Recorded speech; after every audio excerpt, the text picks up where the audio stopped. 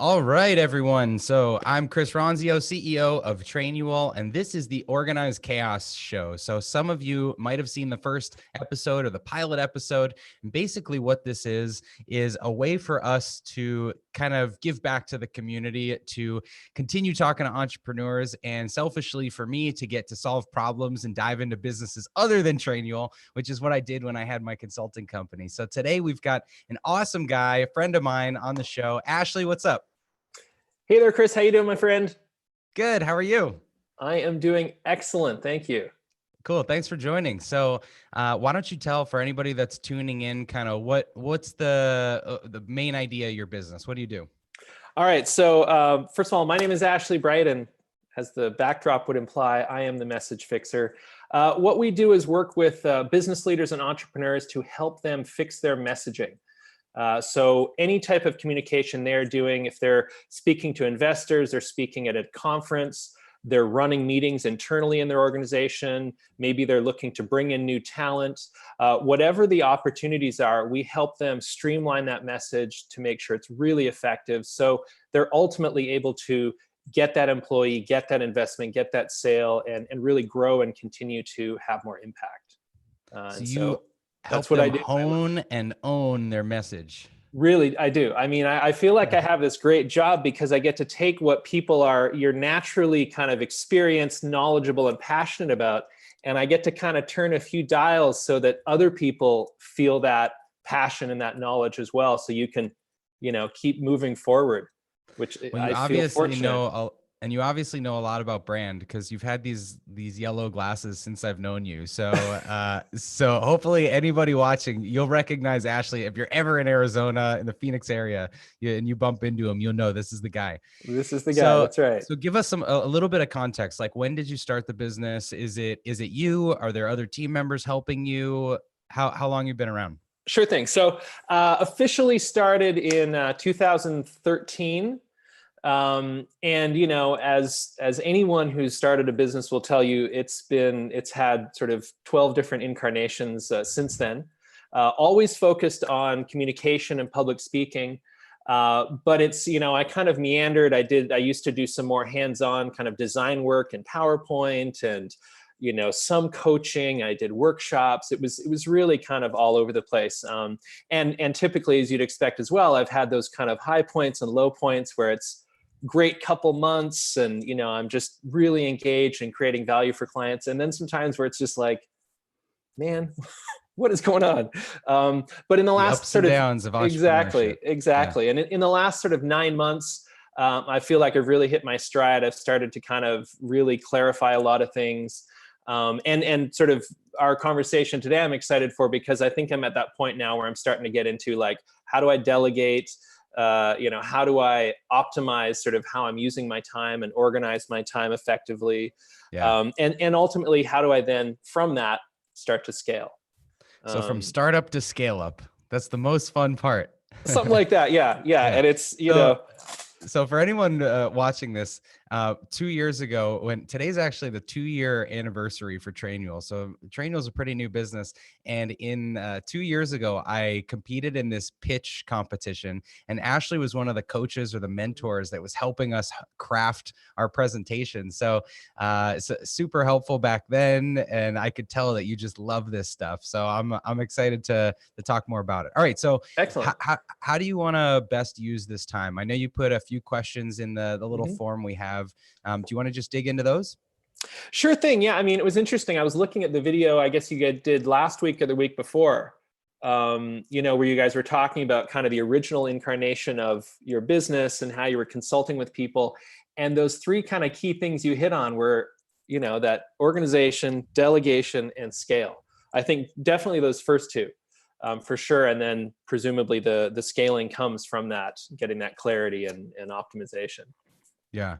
So the way I think about it is when you're first starting out, you're experimenting and you're doing anything for anyone because you're trying to figure out what sticks. And so Yep. you've probably done a lot of different variations of your service, right? Mhm. Like you'll price it in different ways, or you'll agree to packages for different people, or maybe one time you're working with an individual team member and another time you're working with an entrepreneur and another time, is that right? Like you Oh, bounce that around. you just captured the last 5 years. Yeah. And that's totally, everyone does that. That's very Yep. normal. And I was the same way with consulting. I was like, anyone that will write me a check, I will do whatever you want me to do. Like I'll come into your office, I'll live at your office. I Yep. will, I'll answer all your emails for you. But then over time, you start to see themes of the things that you like doing or the things that produce the best results. So for your business, what's the thing that's been your either your core package or like the meat of the value for your clients? What is that thing? Well, I think so. One of the things that I learned, it's interesting. I think for many years I struggled because it felt like everybody needed a slightly different version of what I was offering, or they were at a different place in their business or what they were trying to do. And so it ended up, it was very much kind of almost project based, where I was kind of, adjusting it with each person. It was, a whole different proposal, whole different set of offerings, longer term, short term. It was a little bit all over the place. And so one of the big, I think, changes is, I've now got sort of three distinct packages that I offer. And although, yes, the need adjusts and changes depending on where people are at, the packages I offer now and the methodology I use are flexible enough to accommodate their need, but also allow me to have something that's repeatable, and I'm refining it each time. And So it's what's just a more package manageable. like? You don't have to talk pricing or Mhm, anything, but mhm. what's the product that people are buying? Sure, sure. So I found that I usually work with people for a minimum of 3 months. Okay. I find that's the amount of time it takes, not only for them to develop the materials they need, but also for them to develop the mindset and the skills to confidently be able to kind of deliver that. And so they're 3 month packages, and they vary, depending on kind of how much access you want to me. But in essence, what it is there's a whole series of opening questionnaires where I'm really gathering information about each individual. What's their challenge? What are they looking for? And then we do an opening call, and the length of that varies depending on the package. And that's really to kind of just set expectations, get clarity on what they want to accomplish in those 3 months. And then kind of dig into it on a weekly basis through video calls and things like that. Yeah. And it's really just, I'm providing a level of access and advice through both digital things I'm sending them on a weekly basis, as well as the calls, to just really help guide them, because they have the knowledge, they have the expertise. It's just me kind of identifying where to kind of put some emphasis and help them move that forward. So in my experience with packages, I offered packages with my consulting company too. Mhm. And what I found or what I learned, I guess, is that the fewer the packages I had, the easier it was to sell them. Yep. So when it started off, it was like I had I had packages for, organizing your office. I had packages for like working with your email. I had packages for kind of one-on-one accountability coaches. I had packages for your whole team, setting up weekly meetings. And then I had packages for like, oh, let's work together for a month or 3 months or 6 months Yeah. or 12 months. And the more packages I created, the more confusion I created for the customer. And so something interesting you said that I want to point out is Yeah. that everybody needs a slightly different version. And I think that's a misnomer. It's like Okay. something we feel like a pressure, a burden we put on ourselves is that we want to customize it for everyone. Mhm. But the less you customize and the more you productize, the easier it is to purchase, the easier it is to share, and the easier it will be to delegate and scale. Because Yeah. if you offer, like the Cheesecake Factory menu or whatever that has a Best thousand example. pages. Yeah, I heard it on a podcast yesterday, so it's top of mind. But Yeah. when that's your menu, it's hard to teach someone to cook all those dishes. Whereas if it's Chipotle or something, and it's like, hey, you stand in this line and there's four choices, and this is how we make things, then no one's complaining at Chipotle and saying like, why can't I have the cheesecake with Yeah. the, because they know what they're buying. They Yeah. were recommended to the simple meal. So just hearing you with the packages, I'm wondering, like, do you have a lot of variation still, or is it really Not just we've got this 3-month package and this is what everyone buys? It's well, yeah, sorry. There's it's interesting. The packages themselves. There's sort of three different versions of it, and as I said, the real distinction between them is the amount of time and access you have to me. But what I've found is that within that, and something I'm working on right now is trying to genericize the content a little bit, and it's really more about the language, because I'll sometimes work with entrepreneurs who are seeking investment, and so there's often language around pitching and a lot of that sort of terminology. But then I'll also work with a business leader that might be running a nonprofit, or it might be a design firm. And so the nuance of the language has to change in the materials. And so that's kind of, now I've got the packages fairly straightforward, but now I'm finding that the actual materials I'm sending out and the guidance documents and stuff, I'm trying to figure out how to kind of get those to a place where it works for a nonprofit as well as an entrepreneur, and they're not put off one way or the other by the language that's being used. Well, I guess what I would challenge is, with my first company, my video company, it was the same thing. We did something very narrow. It was live sporting event coverage, and we sold the videos. Yeah. But we did, first we did figure skating, and then we did cheerleading, and then we did horse events, equestrian events, Yeah. and then we did dance, and then we did, and those types of events were entirely different. Like the language was different, the marketing materials were different. And as the business matured, I found it was harder and harder to do all of those different kind of events because they're different customers. Yeah. They have different schedules, different expectations. So it might be, easier for you to focus on just entrepreneurs that are going through fundraising, or to. Yeah, it's an interesting point, and it's a great point, because I think that's also, kind of given where I'm at. Yes, I've been really sort of trying to focus my messaging in the last 6 months on that particular group. But I've got sort of 5 years of legacy relationships and experience. And so I think that's kind of where some of the rub is, that I'm very kind of driven about, hey, entrepreneurs, business leaders, I get that space, and that's how I talk about it. But I have nonprofit leaders that I work with, and I love supporting them. But that's a lot of the sort of referral business that's coming from those relationships. Well, So it's a decision for you to make, because if you really want to scale, don't let your referrals from your old customers bottleneck your ability to scale to the business you want to create. If you're getting referrals in nonprofits, but that's not your scalable package, it's the same as when I was getting referrals to organize people's bookshelves at their offices. Like, there was a point when I was like, I'm not doing this anymore. Yeah. And even though the referral would come in and they'd be like, yeah, Chris, like, made my office so well organized, and we had bins for all the mail, I was like, I'm sorry, I don't do that anymore. Like, here's the new packages. Do you want to work together or not? Yeah. Don't let I that hear hold you. you back. But yeah, definitely. okay, so assuming you get this narrow offering where it's for a specific customer, and here's what they're buying, and it's a fixed, like, 3-month program, and then there's a couple levels of access. The questions you put into the form were about, like, how do you focus on less of the day-to-day and more on building the business? So where do you want to go first? Yeah, I mean, I guess they sort of go hand in hand, I guess, delegation and organization. When I say in the weeds, I'm sure very typical for many entrepreneurs, where it's like, I'm creating social media content, which I'm putting out on a regular basis. I'm managing, invoices and budgeting. I'm tracking my clients. I'm also doing client calls. And, plus I'm thinking longer term about, like, I need additional speaking gigs and, things that are 6, 8, 9 months out.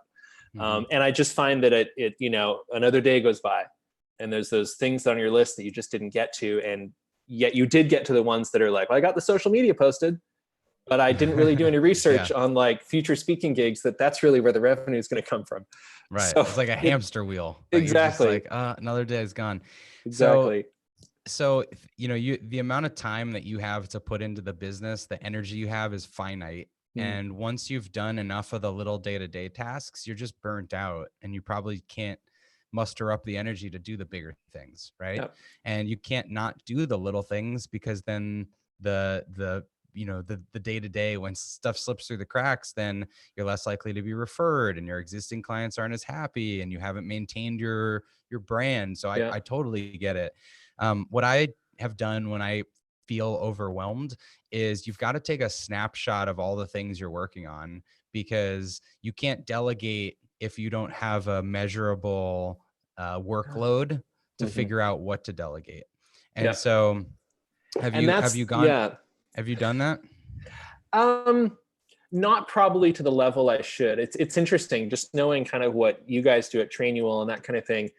It's been top of mind for me in terms of like, I can't really delegate these things until I have real clarity on kind of the process and what I would be asking someone to do. And that's probably been, one of those procrastination points for me. Yeah. Because Yeah.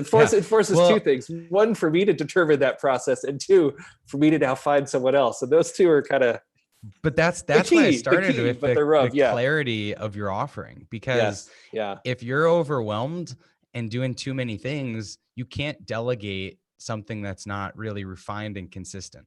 Yeah. And so, the thing I trademarked is the do it, document it, delegate it. That process is Yeah. like, you're doing things every day. You're trying stuff in your business, doing things differently. But then when you find something that's consistent, like you mentioned social posting a few Yeah. times, Yeah. if you're doing that in a consistent way and you've got months or years of a profile feed and copywriting to show exactly what you've been posting, or you've got the cadence of I put this many videos out a week, it's easy to then point to that thing and say, this is consistent and I need some help doing it. And now what's the most burdensome part of that? Is it you actually writing the posts? So maybe you could get a freelance copywriter. Is it you shooting videos and scheduling them? Well, you can get, someone to help with that. Yeah. But you've got to know what are the consistent things that you want to move away from. And so a great way to do that is just, for a couple days, start to adjust on your calendar your actual time log of what you did.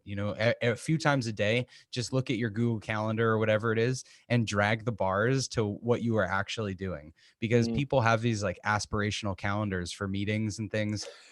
Maybe they time block, like, I'm going to work on this thing, and then you didn't do it at all, so I'm go great back for and underestimating, where I have yeah, 15 minutes next to each item and none of them take 15 minutes. right. You just impossible. Yeah. But go back and just say, for these 40 minutes I was doing Instagram, and then for I was on LinkedIn for this amount of time, Yeah. and then I had 10 minutes at the end of the day that I opened that email about like speaking events, and then I just closed it because I Yeah. had to get to dinner. And so Yeah. It's like, I guess you gotta, as you said, you gotta get a sense for what you're actually doing before you can be identifying how someone else could do it. yeah, you need capacity before you can scale.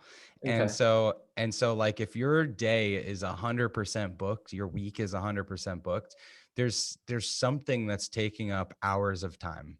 Mm-hmm. And because you're not spending 30 minutes on 100 different things through the week, there's some clusters.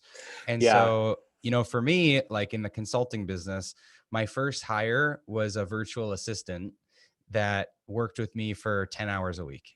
Mm-hmm. And they did things like the scheduling and the little research tasks and building out spreadsheets and kind of the data stuff I needed. Mm-hmm. And Yeah.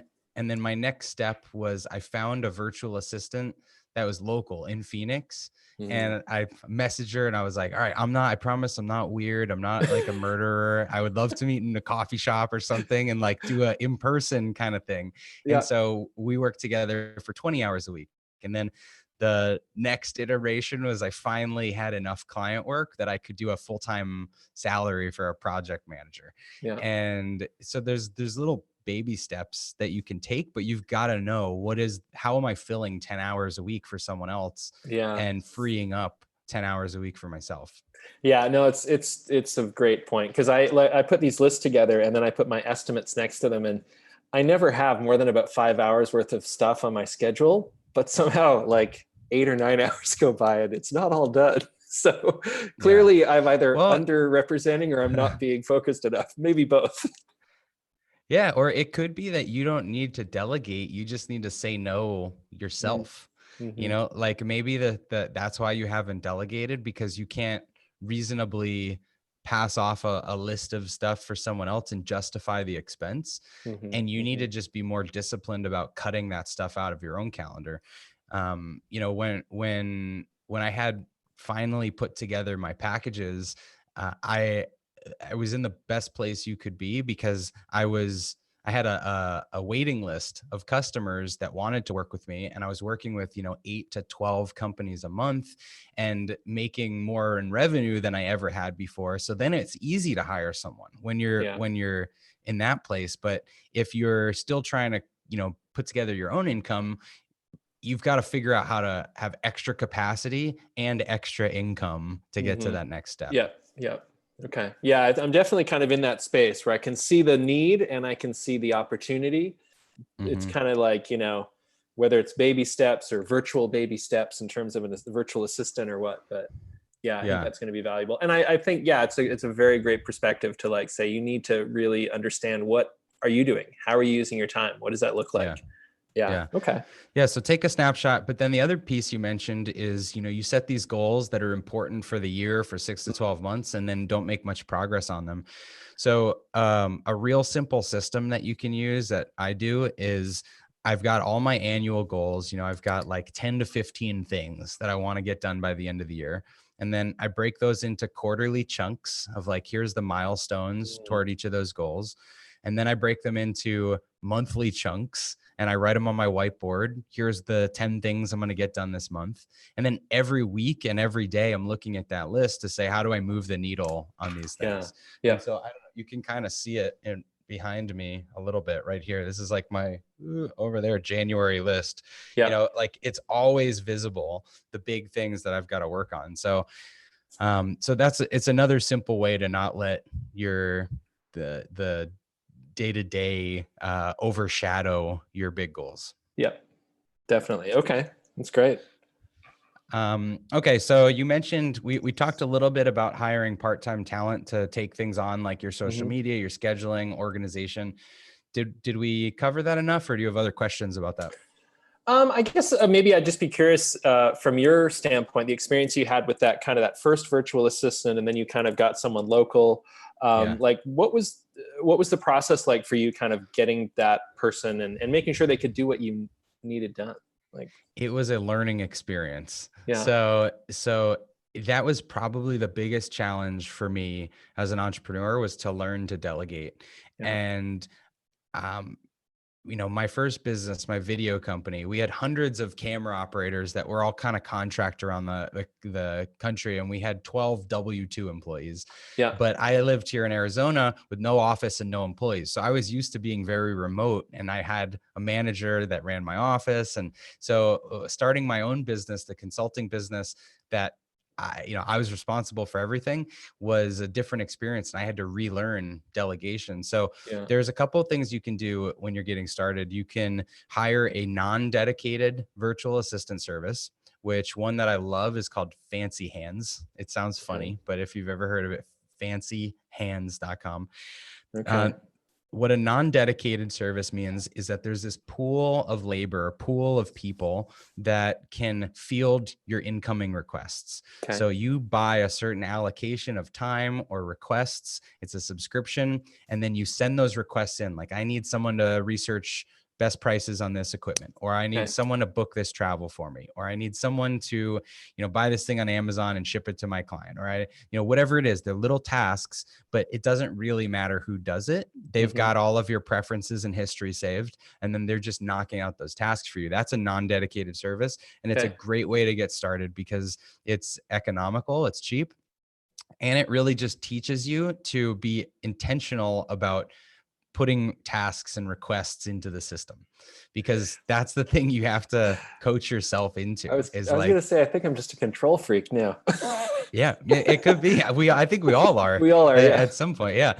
So you've got to be disciplined and force yourself to say, what on my to-do list today could someone else do? Mm, And let me make that request. And then recognize it's not going to come back perfectly, But if, over time you're getting little things off your plate, you're saving a half hour here and an hour there, you're building a muscle of delegation. And That's so a then great point. at a certain point, it becomes, where you can afford a little bit more help, and you need a little bit more regularity. So for instance, if there's a task that is being done every day or every week, and you're always having someone different do it, there might be varying levels of quality. And Mm, so it might be that now you need someone consistent, someone regular, that you can train a little bit, and mhm, that they're going to be good at this once they get started. And so for that, there's services like Upwork is a mhm. really great one, or there's dedicated virtual assistant services. Um, I can post some under the video here, some different links, or people can chime in and recommend those. But that's when you're saying, I'm going to commit to spending $500 a month or Mhm. $1,000 a month, and I'm going to have someone regularly that helps me for 10 or 20 hours or whatever it is. And that's really your biggest step, because Mm. now you've got someone that can have, an email address at your company, and they can be plugged into your calendar, and they can start to learn your preferences, and they can take over little responsibilities like your social posts or things like that. And it's a pretty big step. So you just got to think of it as like building a muscle. Yeah, no, it's interesting. Just hearing you talk about it, I sort of can see the shining opportunity that exists there. I just have to, as you said, get started, Yeah. Yeah. So, okay, great. Okay. Let's see. Next thing you asked was balancing the long-term versus the daily tasks. So Yeah, I go ahead. I was going to say, so I think that, what we just talked about, that delegation is going to be a valuable piece of that, obviously. But I'd be curious from your standpoint, both kind of maybe where you were and where you are now. Because often I guess my days look very similar in terms of, Mhm. like there's some things I do in the morning, some things in the afternoon, etc. But I've often started thinking about, like, is it a matter of what you said earlier, sort of like chunking the things into kind of like sort of buckets, and Mhm. then identifying like, hey, this one is both an important goal and a long-term goal, and so I'm going to dedicate this whole day or this whole afternoon, so that it's actually, the other day I was almost thinking of it like being in school, where it's like 9 o'clock you're at the desk and it's math, Yeah. and then at 11 o'clock it's you know and there was some Yeah. consistency but some variation, which was important. So this is Yeah. where my head is at right now. So for the big goals, I block time. For the Hmm. small tasks, I do not. So Okay. for the big goals, like for instance, in our world with Trainual, we're redesigning a few big pages of the product to kind of re-engineer the user experience in a certain area of our product. That's something that's going to take 6 to 12 months before it sees the light of day. But we're right now strategizing, and we're interviewing customers, and we're sketching things out on a whiteboard, and it's like big picture strategy work. And so Hmm. I have to block out 2 hours or 4 hours on my calendar to dedicate to our product team, so that I have time for it. If I didn't Hmm. schedule it and they knocked on my door and said, "Hey, we want to talk about big picture strategy stuff," I'd be like, "Yeah, maybe next week," Hmm. because you don't have the space for it. Yeah. So you have to block time for the things that require that strategic, long-term outlook, mental space. And then you shouldn't fill your calendar, because without a doubt, things pop up every day that are just the daily things that need to be done. And so that's like, checking your email and parsing through that. It's answering all the comments on social media. Mhm. It's, the impromptu meetings or issues that pop up from other members of your team. And so I see, people that go crazy with their calendar, and they book every hour of the day in like a different color, and it looks like a rainbow kind of thing. It But looks then like productivity, but yeah, it's a total like a facade, yeah. because then you never stick to that. So I kind of, as a rule of thumb, I always put half day blocks, 4 hour Mhm. blocks for big things. And so for me, it's like, I'm working on a book and I need to dedicate writing time, or we're working on with the product team, or I'm doing some customer, or some data forecasting, and I just need I need to clear the plate of everything else and focus on this. So I'll put half-day blocks for those big things, and then I'll leave a bunch of space for all the other stuff to fill in. Yeah. Yeah.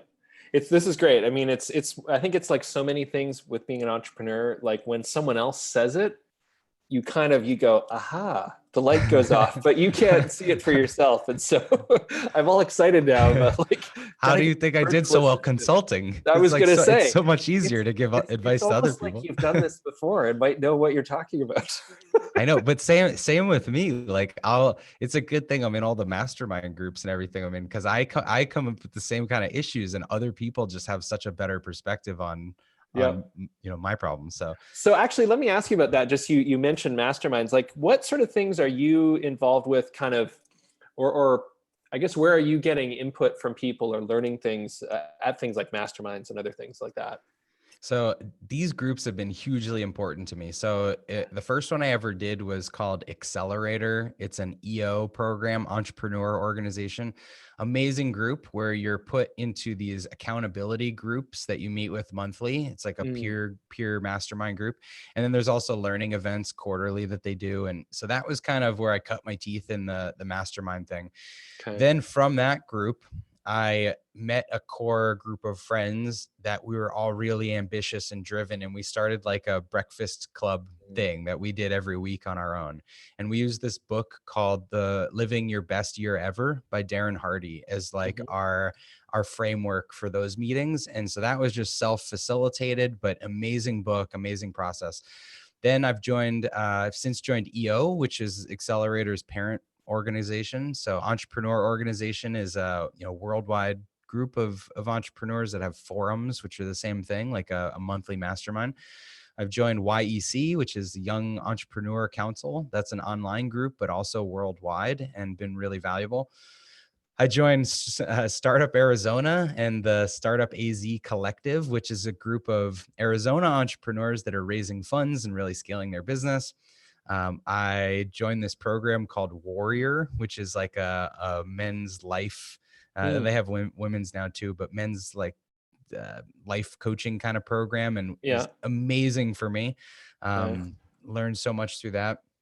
So I guess I've had no shortage of these kind of groups, but it's because they're so incredibly valuable. Like for me, having something on the calendar once or twice a month where I have to step outside the day-to-day of my business and report on the highlights and the challenges, the issues I'm going through, report metrics to my peers, that's helped hold me accountable. And it can be things like, here's our sales, or here's how many clients we got, or here's what happened to this big thing I bid out and we didn't get it, and here's why. It's like having a board of directors before you're a business that requires that fiduciary responsibility. So huge proponent of these groups. Excellent. Okay. And of the ones you mentioned, or which ones are you still involved in? So I'm still in EO and YEC. I'm in the Startup Arizona Collective, and I'm in another group called SaaS Academy, which is for software as a service businesses. So I'm in 4 currently. Oh, okay, great. Yeah. All right, good stuff. And that's always changing, but even if it's just you and a couple friends meeting for coffee and following some framework, like in my mind, there's nothing better. I was going to say just that consistency and some level of accountability would be tremendously valuable. And I've had it obviously in some aspects, but it's not been consistent. So good stuff. So actually this, you didn't ask about this, but it just popped into my head. There's an exercise I did when I was just starting my consulting work. It's by Dan Sullivan, who runs Strategic Coach. Amazing content if you haven't heard of him. Okay. He has this program or this exercise called the largest check. And this was so influential for me. So what the largest check is you go back through your previous year, all the customers or clients that you worked with, and you stack rank them, and you say, here's all my different clients, and here's how much they paid me for the entire year, as if they wrote you one check for everything you did for them in that year. And then what you do is you take the top couple out because they're outliers. Okay. And then you average the rest of your clients.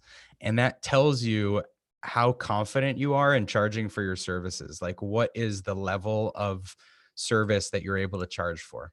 Okay. And so I always did this with my consulting. I would analyze it every year. And then what I would do is I'd set a new average check size that I was going to have for the next year. And I would set my new largest check size. And so for my business, when I was doing consulting, I might look at a year of services and say, okay, on an average, the average customer paid me $15,000 or $20,000. Yeah. But my largest customer paid me 55. Okay. And so those were my numbers for that year. And I would commit to next year, I want my average to be 30,000 and I want my largest check to be 100.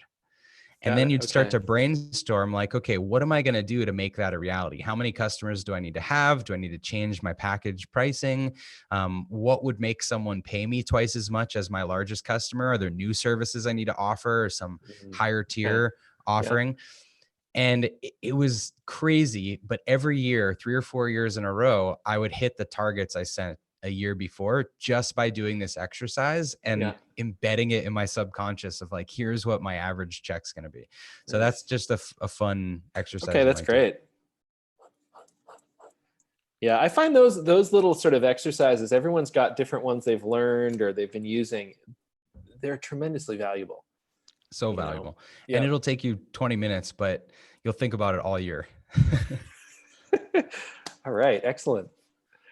All right, let's see. So the last thing you put through was continuing to build awareness through promotion, speaking opportunities, podcast appearances. So this is just kind of like getting exposure, right? Yeah. I mean, it's part of that, the long-term sort of goals in terms of the challenge of scheduling that, because getting speaking gigs obviously takes more time. Because what I was seeing is that, I was trying to think about it before the call, like what percentage, I'd say probably 30 to 40% of what I'm doing right now is referrals from sort of past clients or past relationships. Probably another 35 to 40% is new clients that I've gotten because of speaking opportunities. In the last few months, I've kind of changed the way I deliver those, and I found an immediate change in the response. And then I do a lot of social media on a daily basis, which it's starting to pick up a little bit, but it still accounts for a very small percentage of actual clients. Lots of good relationships and referrals and things, but actual clients coming from social media is fairly limited at the moment. Okay. And so that's kind of the 3 places that I'm getting my clients. And so obviously public speaking and just getting that exposure is really critical. So looking at podcasts, looking at speaking opportunities. Do you have a speaker 1-page sheet or something that you send out? I do. Do you have a speaker reel? Not. I was interesting. I was looking at your 3-minute reel the other night, and I was realizing I need something like that. It's really helpful because, all right, so 3 things just for anybody that doesn't have this. First is having a one pager. That's just here's who I am. Here's my core thesis or the thing that I speak about. Here's a couple different topics I specialize in. Here's some logos of the organizations I've spoken in front of, and here's some testimonials of customers that I've spoke for in the past. It's think of it as like a 1-page speaking resume. Have it professionally designed, make sure it looks really great. And then you should also have either a page on your website or a full website dedicated to the speaking. I'm sure you have a lot of this already. But that's the first thing, because you need that way to just easily share, fit into the box that people are looking for when they're trying to find speakers.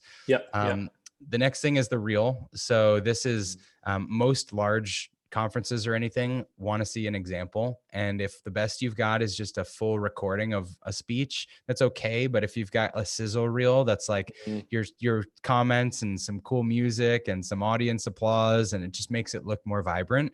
That's a great thing to do. It's worth hiring a videographer to produce one of those. When I was doing video work, I actually produced those for a few people. And so I knew that they, you know, that they were cool. I had one guy actually had his speaking reel that was a 3 or a 5 minute video, and he had me put them on DVDs and produce hundreds of them, and he shipped them out to clients as like just a way to start to initiate conversations. So it was a unique way to repurpose that. So the one sheet, the speaker reel, and then the third thing is, you know, if you can have someone else solicit you for podcasts and speaking engagements, it's way better than you trying to sell yourself. Because if you're submitting yourself for these things, like, I promise I'm such a great speaker, please hire me. It's, you know, think about the perception versus like your virtual assistant that has your company email address say, hey, I'm curious if you're looking for any speaking, you know, anyone for speaking on this topic. Ashley's had, you know, 30 or 40 slots book up for this year, but we're looking to fill his schedule. And, you know, if you're interested, please let us know. It's a little bit more like, you know, professional, and they're like, oh, he must be important. So it's a perception thing.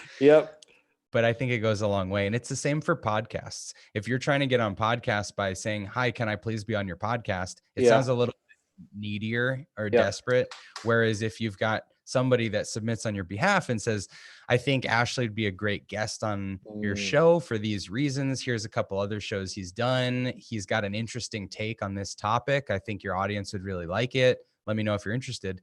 You're way more likely to get booked. More light bulbs going off. Good. Excellent. That's a great one. No, I can definitely see that from a perception standpoint. But it's, I mean, kudos to you. Like, if you're getting 30 or 40% of your clients from speaking, you should do twice the speaking, because it'll, you know, like, I would work on nothing else but your existing clients and getting more speaking opportunities. Yes. It's, I needed to hear it because I had someone tell me that the other day, and I was like, that's what triggered the, like, I need to set aside the long-term planning to make this happen. So, yes. Yeah, totally. But yeah, no, it's amazing too, because you know, I did a lot of speaking gigs before, and you know, it was always very positive, the response, but it wasn't triggering like actual engagement on a client side or becoming clients. And the last, so what did you change? How are you selling services from the stage? The big piece of it was shifting from less of the how and more of the why. So unpacking for people in the audience kind of why this topic or why these three things are so important to your communication or your success. So really getting them understanding, like, wow, we'd overlook these things. We understand how important they are. But then not really getting too much into the how you fix all that. So, you know, enlightening, and I obviously want to be adding value, but having it be a little bit more of a trigger for them to go, oh, wow, maybe I need some help with this. And it's like, it's, you know, if I have a room of 15 or 20 people, I will get at least 50% or more will follow up when I offer, you know, I usually have an end slide where I offer some sort of free consultation or quick call or something. And the first time I did that and I saw the change, it kind of took me aback. So now it's like, it's a focus for sure. Yeah. And then do you have a pretty good close rate on the people that take your intro call? Pretty good. Yeah. I mean, I usually, if I have like coming out of a talk, if I have 10 people sign up, there'll usually be 2 or 3 where it's more, it's just more general information they're asking about. And then, you know, the remainder are usually a little bit more serious, and I'll end up with, you know, probably 4 out of those 10, which is pretty damn good. Great. Yeah. So the start of a funnel, you know, so at scale, if you're getting larger speaking events, and then you've got, you know, a room of 100, and of those 100, you've got, you know, 50 people that want to take calls with you, and 40 people end up wanting to work with you, you could see how your packages would change a lot. So you'll have to maybe deliver one-to-many services, or have, you know, different tiers of pricing where you say to be part of the group experience, it's this, and to be the one-on-one, it's this. But that's really cool to see. And for anybody that hasn't done this, build out the funnel for your business just like that. Whether it's speaking or an ad you run or posts on social media, what are you doing to generate prospects, and what are you offering them to get them to engage the first time, like Ashley's consultation? And then what's your close rate? For every 10 people I talk to, 4 of those end up moving forward. So that's one of those basic things that took me forever to learn. Yeah. And so in that experience, is it really just, when you talk about the funnel, is it just kind of mapping that out visually so you have a really good sense of kind of, much like we talked about earlier on this call, where it's like really understanding kind of the steps, who's going through, what are the triggers, what's the, where are they dropping off? Yeah. Okay. Yeah. So very high level funnel, start to finish, is I'm doing something over here to generate awareness or traffic or whatever it is. And then I'm making an offer or a call to action to get some of those people to self-select. And then they get to the first step in your funnel, which is a kind of a qualification step. So with Organized Chaos, we had a form, a very simple web form that they filled out. And what I was trying to qualify is their business big enough that they've got the type of challenges that I can work with them on? And do they have an operations issue, or do they have a sales and marketing issue? Because I was solving operations problems. And so if I saw people talking about, I need to figure out how to get more customers or raise my, revenues, or I'm not selling enough, that's a sales and marketing problem that I couldn't help. Whereas if someone's got way too many customers and like all their systems are breaking and they need that operational structure to take it to the next level, that was my sweet spot.